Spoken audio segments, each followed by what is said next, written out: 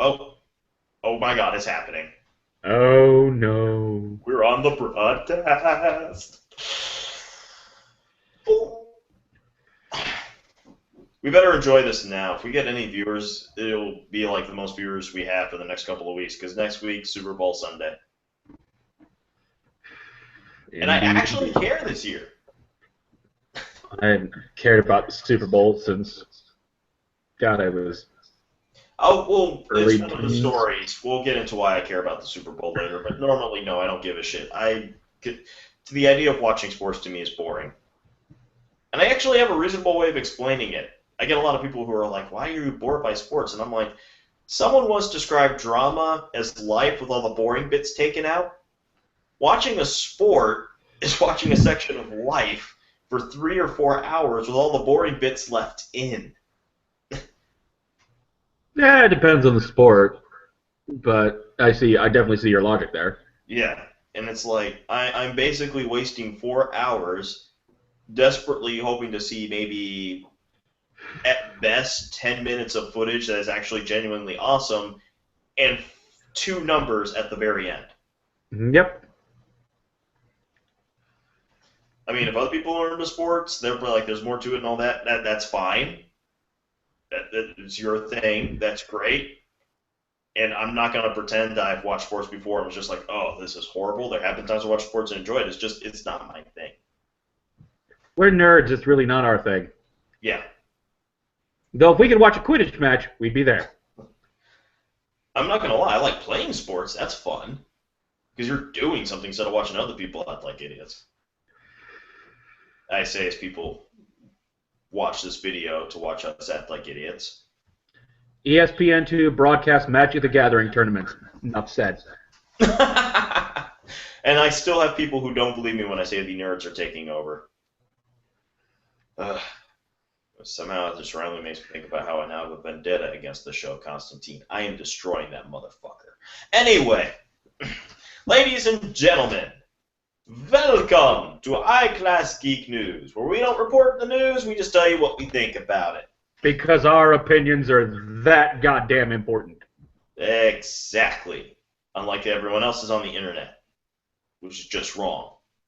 Granted, opinions are subjective. We subjectively are sure your opinions are wrong.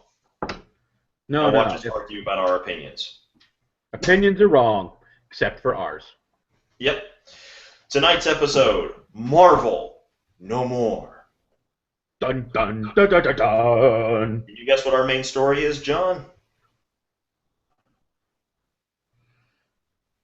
Something about Kim Kardashian's ass. No. No, I've been tooting the horn of Secret War for a while now, the upcoming big Marvel event. Mm-hmm. I'm sure you may have noticed that in a few episodes. You were there. Just a little. Yeah. And it turns out something I've been kind of quietly suspecting and slightly worrying about is actually true. So, yes, I am the Messiah. That's not the thing that's true that I was suspecting or worried about. No. It's the fact that this is basically, this version of Secret War is looking to be Marvel's Crisis on Infinite Earths. As they basically confirm the Marvel Universe as we know it, this is somewhat complicated. Total protonic inversion, Ray. Something like that.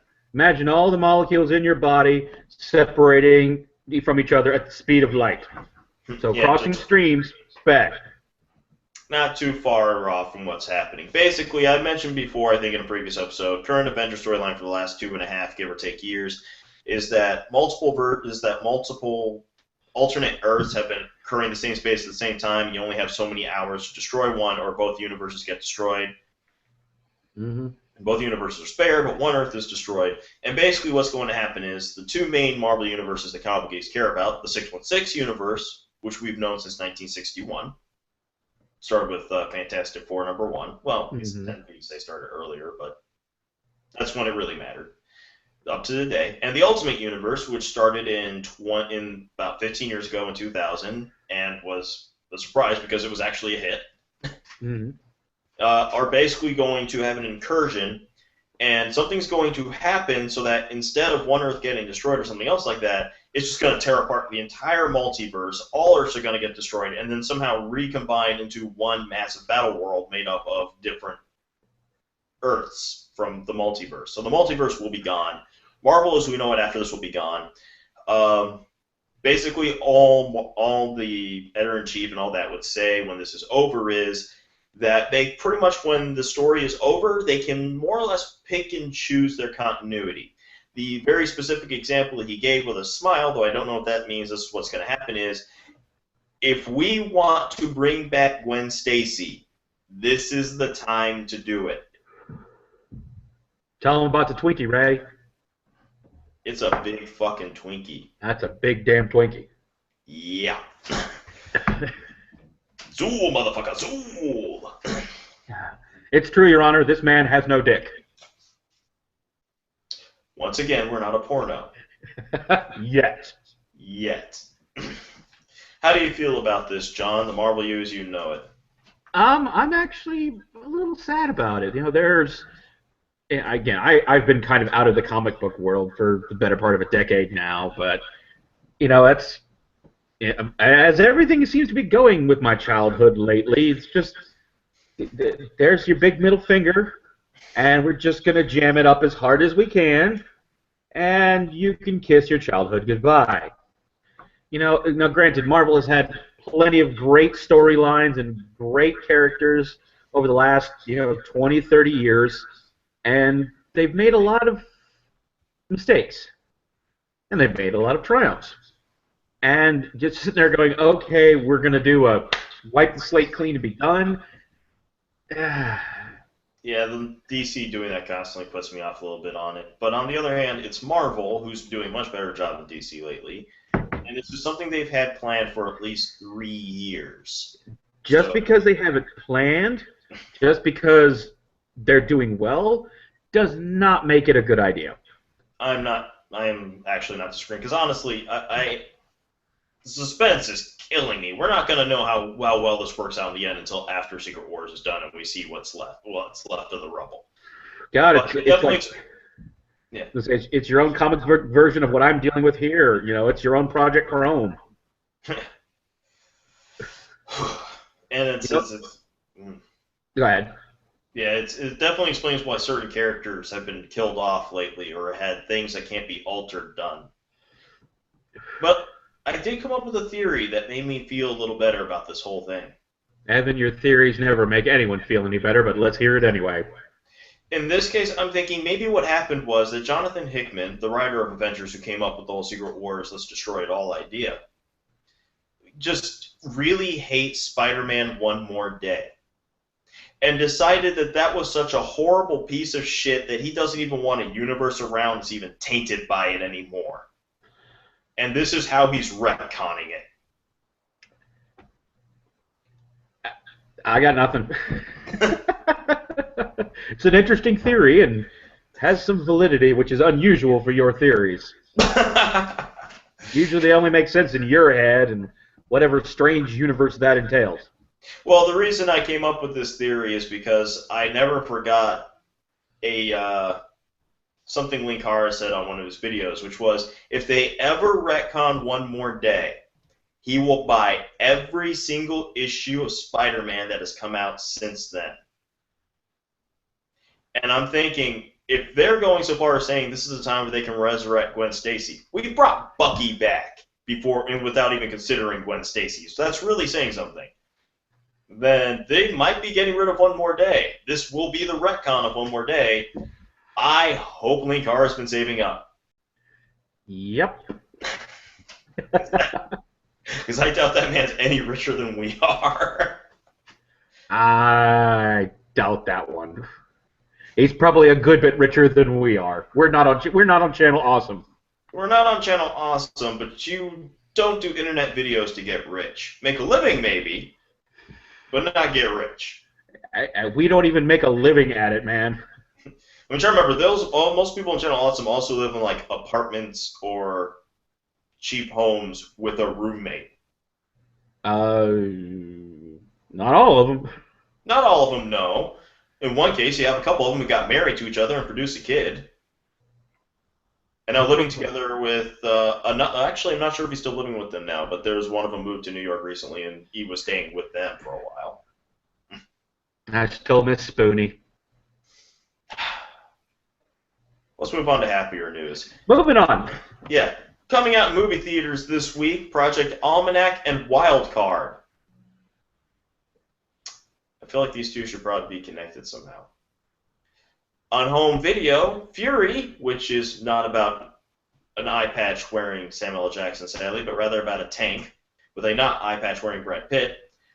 The Book of Life, which was an excellent animated movie that not enough people saw last week. Seriously, anything with the name Guillermo del Toro attached to it, just go watch it. Pretty much. Yeah. The Judge, which I'm hoping will do much better in home video than it did in movie theaters, because I like nice, quiet dramas every once in a while. This was a good one. It was a good one, but it was just the wrong time of year for it. Actually, I think Kevin Smith got it right in one of his podcasts when he said that it was just that this was the kind of movie that came out in the 90s, whereas today we all always expect a spectacle. Yep. My Old Lady, don't know that one. Before I Go to Sleep, don't know that one. And The Remaining, don't know that one. We got some casting news. Huzzah! What do we have? Well, to get to the stuff that's not rumored, we'll start off with the stuff that is definite.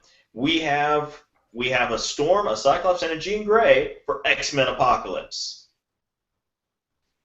Young Storm will be played by Alexandra Shipp. I don't know this actress, but I'm starting to wonder if she's somehow related to John Wesley Shipp, and I think I'll look that up later. Ty Sheridan will be playing Cyclops, and, this makes me happy, Sophie Turner as Jean Grey. Okay. I can agree with that one. Yeah. I think this, I'm not sure, this is another thing I'll have to look up, but I think this is quite possibly the very first time ever in film history that someone hired a redhead to play a redhead in a comic book adapted movie. I approve this message. Because normally we just hire blondes and put a wig on them. Or dye them. Yeah. Let's see. And also on the rumor mill, looks like Chiwetel Ejiofor is being pursued for a major role in Doctor Strange. No word on what that role is yet, but my guess is more true. More than likely. Ooh, what if he's Dormammu? God, I don't think they'd bring Dormammu. I don't think they'd bring him in this early. They should at least hint him in a very similar way that they're hinting Thanos and things. Yeah. He is the big bad for Doctor Strange. Oh, there's also Mephisto. No, well, Mephisto is just kind of... He's the slut of supervillains. He deals with everyone at least once. Ooh, you know what thinking of Mephisto immediately makes me think of? Him. Ooh, yeah. That's not too far off. Dude, one of us has to dress up as him for a Comic-Con. One of us has to do it and see how many people get it. Oh my god. Oh. If we do that, one of us has to... Okay, only if the other one dresses as a sexy My Little Pony character. No. If you dress as him, I will dress as Fuzzy Lumpkins. God. Whew. And then we have to get some of our burlesque friends to actually do the Powerpuff Girls. I don't even think we need to pay them for that. I think they'll... no. At least one of them will be like, I waited my whole career for this. There's no paying. We can't pay them anyway. We just suggest it until we find somebody who says yes. God, and I was actually planning to do conventions this year. I'm going to have to find a way to put this costume together. Well, I'm definitely looking at coming back down for AZ this year myself, so... Yeah. And also in the rumor mill, Suicide Squad, Ben Affleck might be making an appearance as Batman to set up a Batman versus Joker movie. I heard that, and I wouldn't... I'm still on the fence about, Ben Affleck as Batman, but I'm getting over my initial fear, my initial Daredevil-ism, as we'll call it, and I'm just... He was good as Daredevil.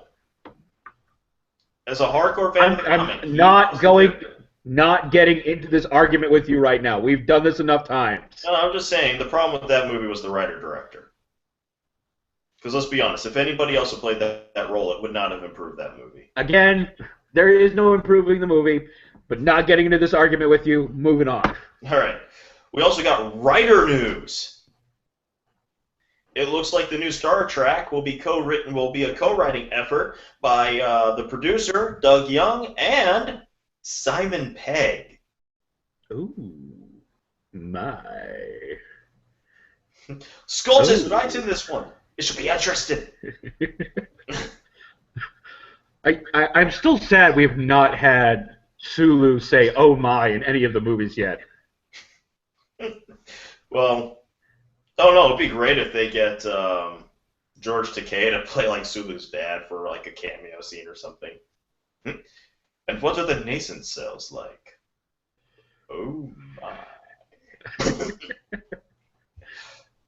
Your bathroom doesn't have a glory hole. He did prove on Heroes that he can still play a straight guy just fine.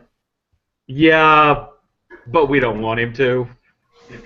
We want him to be George Takei. Because exactly. It's okay to be Takei. It's okay to be Takei. Oh my.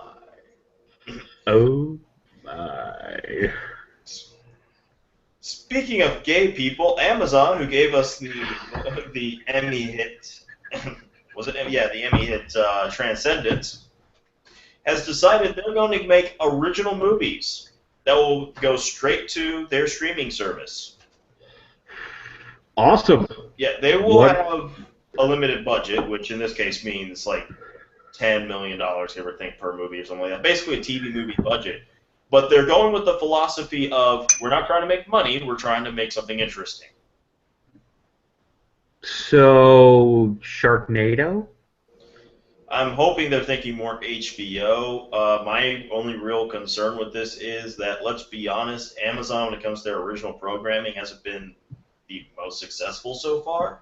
There's Transcendence, from what I heard, kind of justifies the whole thing. I still need to watch it myself. But aside from Transcendence, and I think maybe Alpha House, which is less a success and more a good enough success to keep it going, I don't know what they got going for them. But let's see. Let's see where this goes. You can get some interesting filmmakers just by promising creative freedom.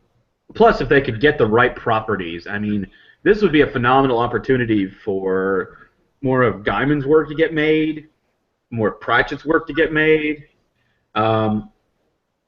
Actually, you know, there's a Raleigh author that I think would be phenomenal to make two of her books into movies, and that's an author by the name of Myrle Lafferty.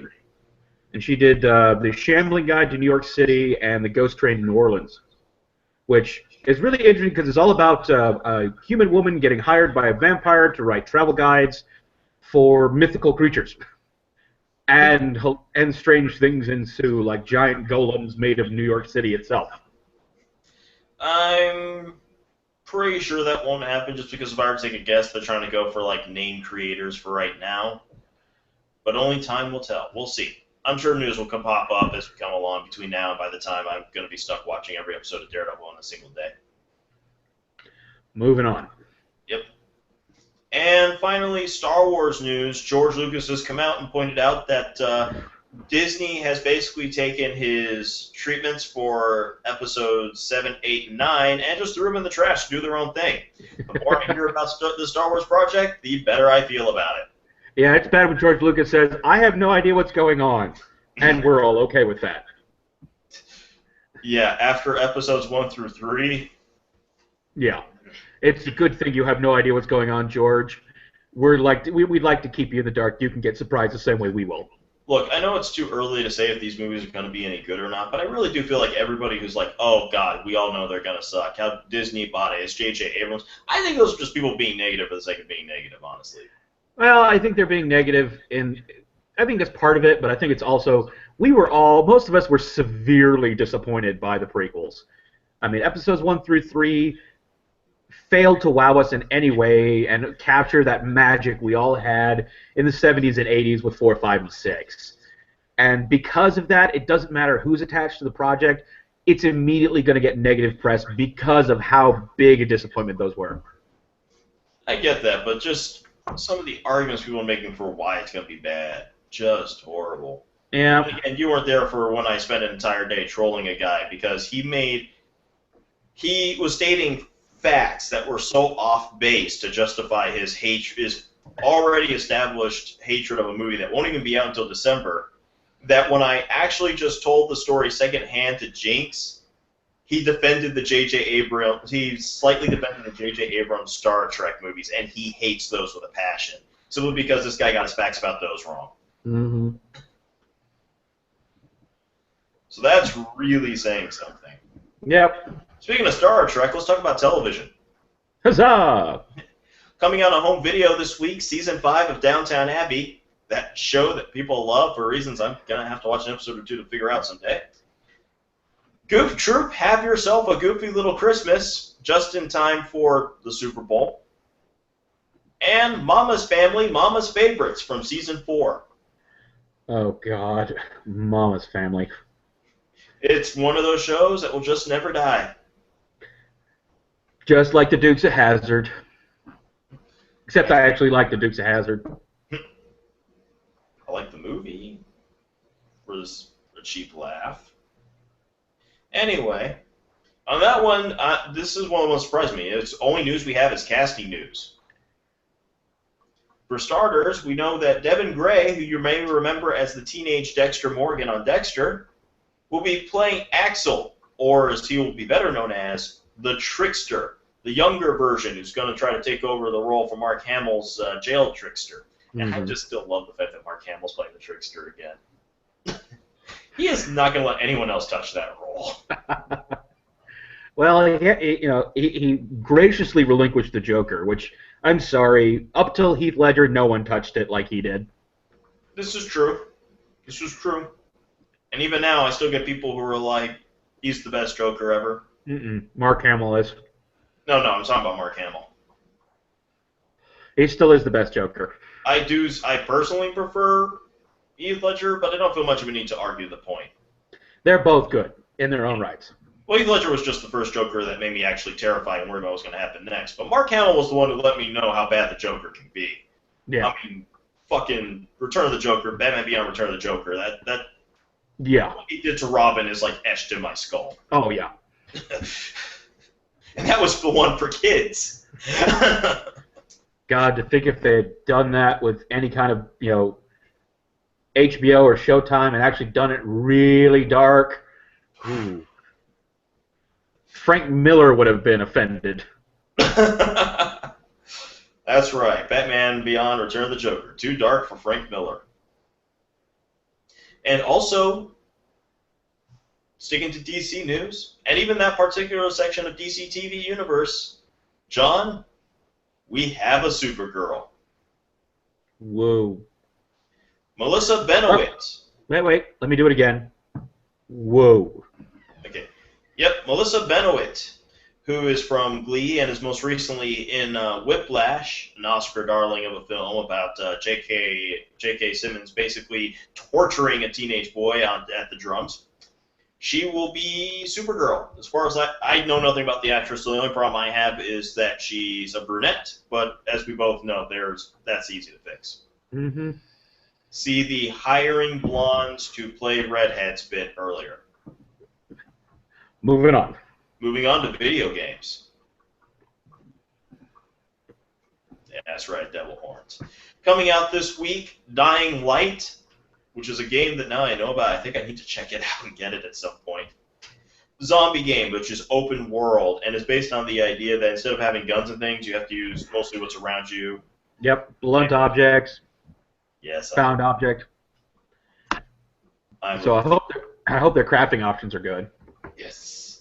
Oh, apparently they have over 100 weapons, and that's before you start coming up with ones. So awesome. Yeah. Grim Fandango, a remastered edition, is coming out. I know. I'm so happy. I love Grim Fandango. Imagine that response stretching out for an hour and a half, and that was literally me and Jacob as we were watching Paddington the other day. Highly recommend it. Seriously, that movie. And I was a 6-year-old for an hour and a half again. It was great. Paddington was a little after my generation, but I'm definitely looking forward to Seventh Son. And finally, for the releases, Oddworld: Stranger's Wrath. I'm so glad they're making Oddworld games again too. That's just a great puzzle platformer that everybody had forgotten about for so long. There are so many games from that early system PC days that I really am glad we're coming back to. I'm really hoping Neverhood gets another nod because that was a great puzzle game. Well, going back to the Resident Evil thing, I can't remember if we were talking about that on the air before it went on the air, but anyway.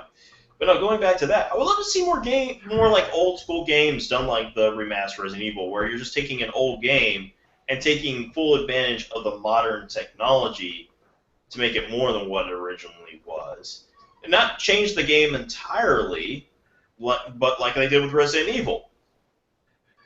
Yeah, well, the problem you run into with that is, there aren't there are quite a few properties that'll work with, and there are quite a few that aren't because the money that would be required to invest, it's like doing a remaster of like the original Final Fantasy.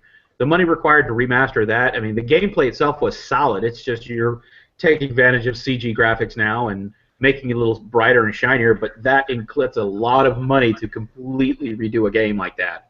This is pretty much me actually desperately begging somebody to remake Deja Vu. Or Seventh Guest, or a 13th Hour. Remember the Jackie Chan game? Huh? Remember the Jackie Chan game for the NES? No, actually. Yeah, it was one of those weird side scrollers where you moved from right to left instead of left to right like most of them, and it's just guys just keep going mashing, you just keep hitting them. So yeah, it's a beat 'em up like Final Fight or anything like that. Yeah, well, except it was for the original Nintendo. I think it's one of the first games that used up for a jump button.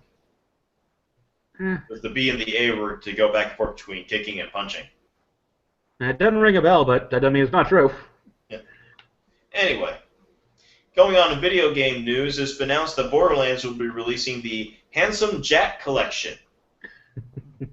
Basically, all the Borderlands games, all DLCs and everything, all thrown in. It'll be out March 24th, and if you already have any of those games and you get this one, it will transfer all of your content to that. Like all the stuff you've already heard. So. Chase is not on here, but I know that'll make him happy. Oh, somewhere out there, he's having an orgasm, doesn't know why. Mm-hmm. Also, news on Elder Scrolls, they are getting rid of their subscription fees. Should happen around about June as they get ready to actually have their console editions come out. Yep. So that'll be cheaper. And finally, this is an odd bit of news, but someone has successfully activated a rare glitch on this for Super Mario World for the very first time on the Super Nintendo, which instantly skips you to the end credit sequence of the game. This apparently was recently used to actually mark the world record for the least amount of time it took to beat the game. Now, see, I don't count that as beating. That's glitching. That's not beating the game in a record time. No, I don't count it. I still like watching those videos of like old Mario being beaten in like 5 minutes. Yeah, it's one thing to use warp whistles and things like that and complete the game that way. That's one thing. But if you're just exposing a glitch to get to the end credits, you didn't play anything. And a very, very complicated glitch. Did you see the video? No, I haven't. I'll have to go check it out after the podcast. You have to do so many weird, crazy, insane things. I don't even know how anyone found this fucking thing. Somebody with a lot of time or just dumb luck, one or the other. You cannot do this by dumb luck. I am not kidding. It's impossible. It had to be the time thing. Probably. If you have that kind of time, my suggestion, get laid. And consider the source when I say that.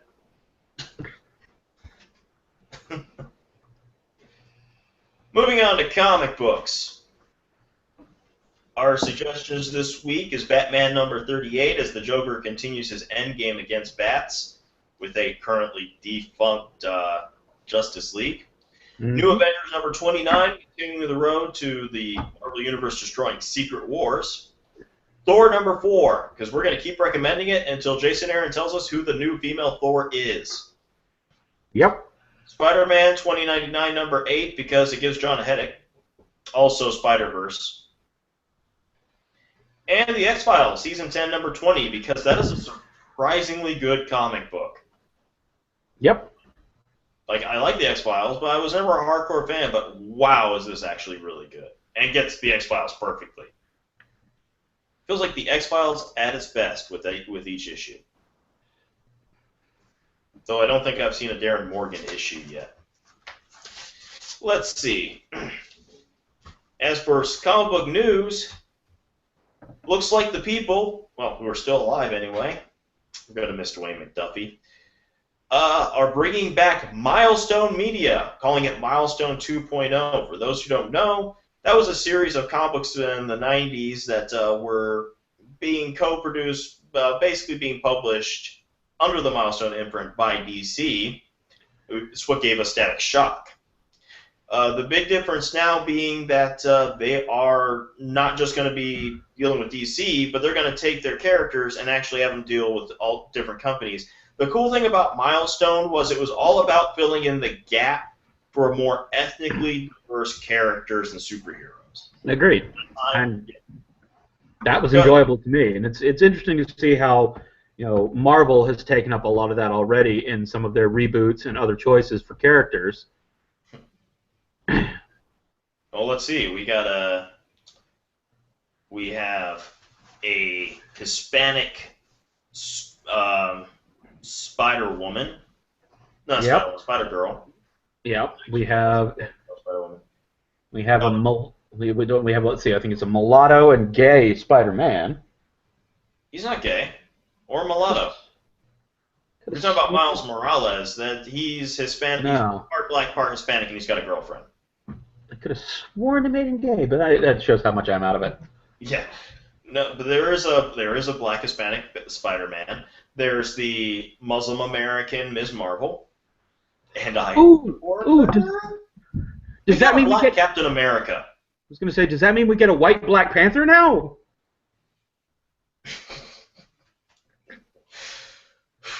You know, it's a legitimate concern. You've heard he can be Black Irish. It'll work. I'm really going to say no to that, but not due to any ethnic thing, just because I don't ever want a Black Panther that isn't T'Challa, because T'Challa is just fucking awesome. But that's the only reason I say no. It'll be awesome. Also, you'd have to explain why a African tribe's genetic line goes Caucasian. Well, everyone in the royal family's dead, and it's like King Ralph, except in comic books. Actually, Wakanda's dead. Again, it's like King Ralph, except it's in comic books. Yeah, I knew there was something I was forgetting when I said things are destroying in the Marvel Universe that makes me think they're rebooting it. That was one of them. There's no more Wakanda. Yeah, might be getting a reboot there, my friend. Yeah. God, flicking the light switch on. Speaking of things that have died, time for the obituaries. Or obituary, just one this week. Thank God, only one. Darren Shalavi, age 42, martial artist and stuntman. Basically, anything you see in the last 20 years that involved an action or fight scene, this guy was involved in it. Now, I'm not talking just movies either. I'm talking just about every television show, the recent online Mortal Kombat series where who did he play? Was it Kane or? I forget which character he played. He was in the pilot for Arrow. He was in 300. This dude was in everything. He's got one of the most interesting and diverse IMDb listings I've ever seen. And that's just miss him. And his Fist of Fury. He was in 8 Man 2. He went up against Donnie Yen. Shit. That's some serious martial arts credentials right there. Yep. Too depressing. Let's move on to science. Science!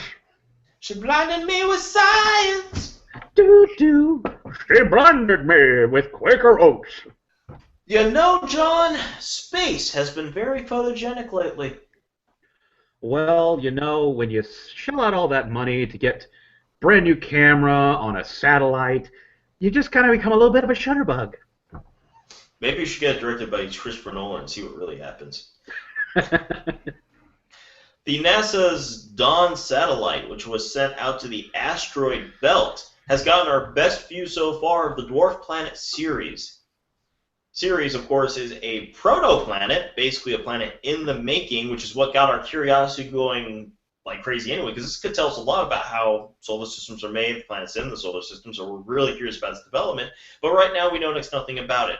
Right now, it looks like a nice, beautiful little baby that makes up 1/3 of an asteroid belt. Is it bad that I know it's a dwarf planet, and yet it's not named after a dwarf? We should I call think it Tyrianus. no. That's an imp, not a dwarf. Dinklegia? No, we should name it like Oin, Gloin, Biffer, Bopper, Bumber. Oh, you're Name it going after a dwarf. with this shit. Oy. What else? You want to call it Sleepy, Happy, Sneezy? Grumpy. Eh. We Let's like go. Let's stick with Tolkien. Grumpy was the original The Struggle is Real. Anyway. Oh, God, where am I? Also, the Hubble telescope has taken the best picture so far of the Andromeda system. I know, dude. Like, what is it? 20 million pixels? Oh, it's so Actually, it was over a beautiful. billion. Yeah, absolutely stunning photo. Yep, covers over 61,000 light years of space in that one Mm-hmm. picture. All the planets, the stars, and the space dust. Makes me All want the to get stuff that makes you and me who we are. Makes me want to go out there with a blue box that's bigger on the inside than it is on the outside, like a madman.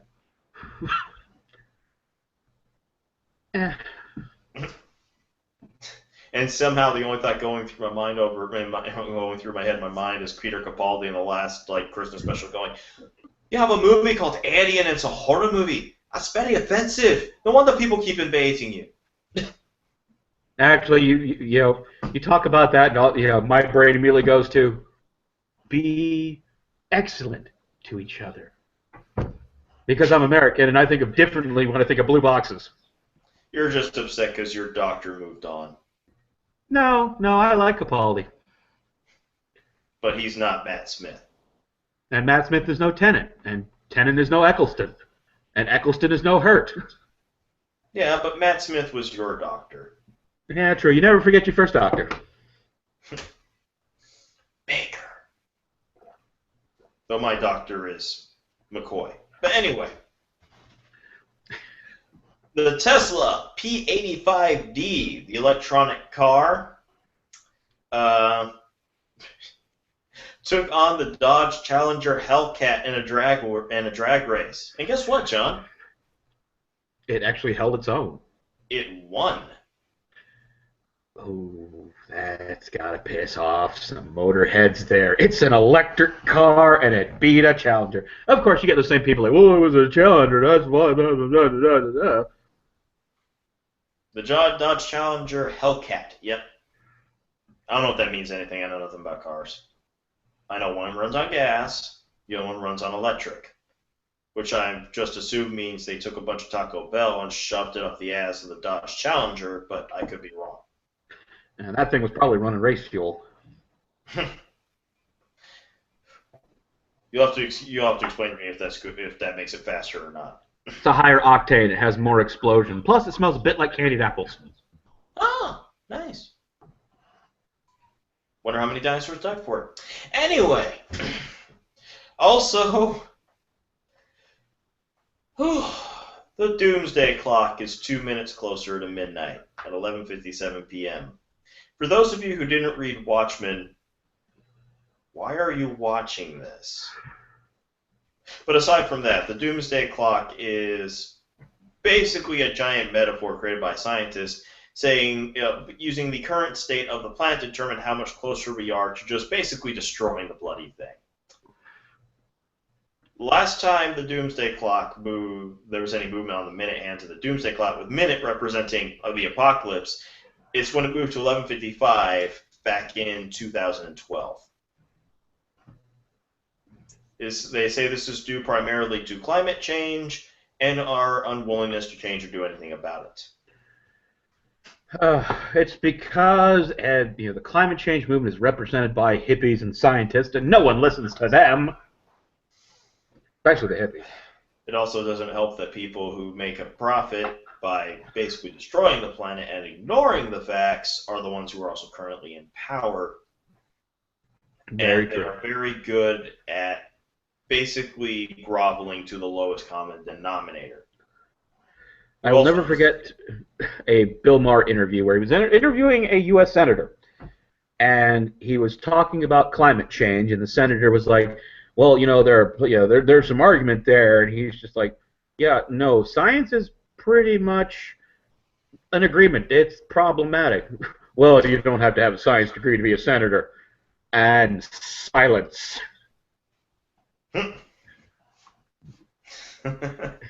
Bill was like, "I didn't need to make that joke. You made it for me." Wow. That is something I'm guessing this was a Republican senator or a Democrat? Republican. Okay. Yeah, something I love about the Republicans. It's they seem way too willing to put their own feet in their mouths. Mm-hmm. Apparently, Sarah Palin is seriously considering the next presidential race. I'm sure the Republicans are seriously considering not making that mistake a second time. Well, you really don't have another good mouthpiece. That's the problem. She wasn't a good mouthpiece. No, but she was a mouthpiece. I mean, who else do they have? Bobby Jindal? Oh, that'll go over well. They had Chris Christie for a while until he got embroiled in that whole traffic scandal.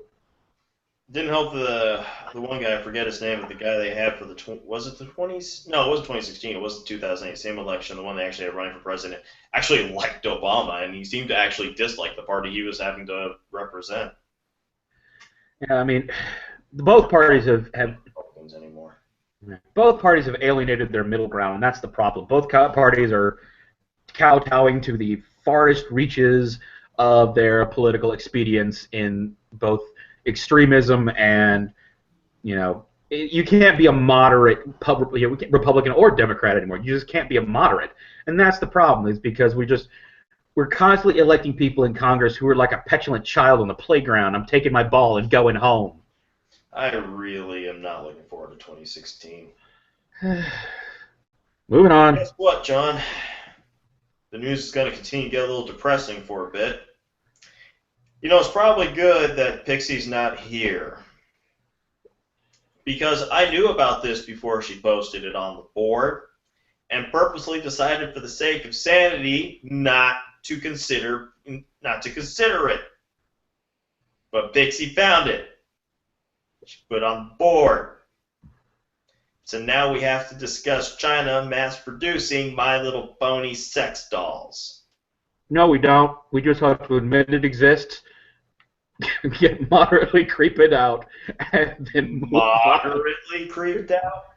Now, granted, all right, first of all, they're poor quality inflatable ones. When they start doing the real sex version like Japan does, then we can get really creeped out. Oh, God. A piece of my childhood just died a horrible death. Oh, God. I hate to mention that. Oh. When somebody... I'm not getting that back. When somebody pays several $1,000s for a very realistic one, then we can worry. Paddington. Peter Capaldi was in Paddington. He was good. All Paddington is a bastardized British version of Teddy Ruxpin. Teddy Ruxpin is a bastardized British version of Teddy Ruxpin. And he may be Satan. Especially when you used to put a Slayer tape in his back and close it and turn that on. That was awesome. Speaking of more depressing news, Peter Mayhew had to cancel an appearance at a comic book shop because he was hospitalized with pneumonia. On the upshot, though, he's doing much better. His wife said to expect a full recovery, and by now he's probably already out of the hospital. So there's some good news there. I can honestly say the day Peter Mayhew dies, I am going to speak nothing but Wookiee the whole day in memory.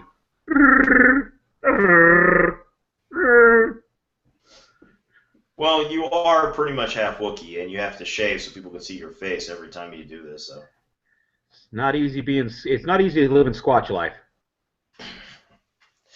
And finally, some good news. Earlier, I mentioned that I actually give a shit about the Super Bowl. You want to guess why, John? Halftime? Oh, fuck no. I've heard he was doing halftime. Fuck no. Chris Pratt and Chris Evans. That's right, the bet they made. That's right. Well, actually, I just love the tweet that started this with Chris Evans going, well, Pratt. It looks like our teams are going against each other. For the next 2 weeks, we are not friends. We are enemies. But yep, they went on Twitter, and the bet was simple. If the boss... Okay, first of all, this should be explained. Chris Pratt is from Seattle and is a Seahawks fan. Mm-hmm. Chris Evans, Captain America... This happened purely by coincidence. You can't make this shit up. Is from Boston and a fan of the Patriots.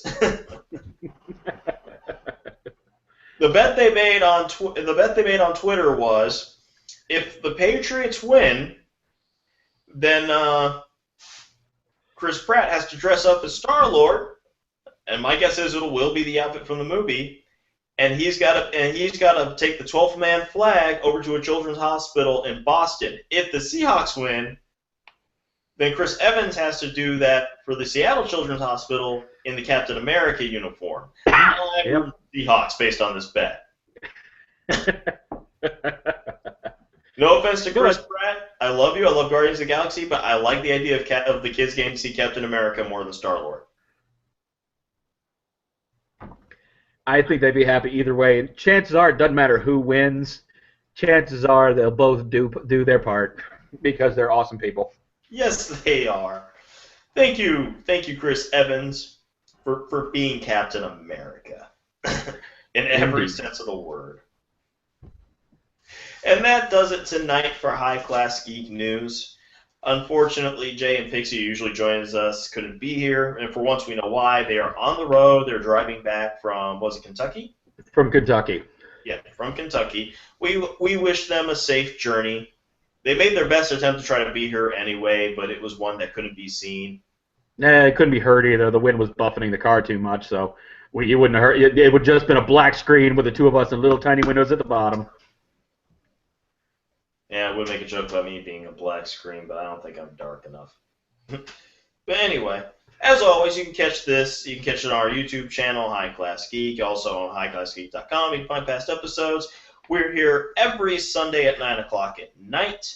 Yes, even next to Sunday during the Super Bowl, even though there's no way anyone's going to be watching us, but fuck it. This thing stays on the internet. Mm-hmm.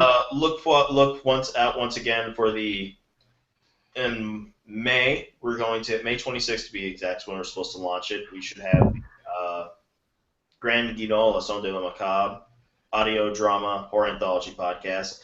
We also started recording, so probably mid-March, mid to late March, Level 13, the Babylon 5-year plan, where Jinx, who's been referenced several times in this one, and I basically watch Babylon 5 episode by episode. I've already seen it before. This is his first time.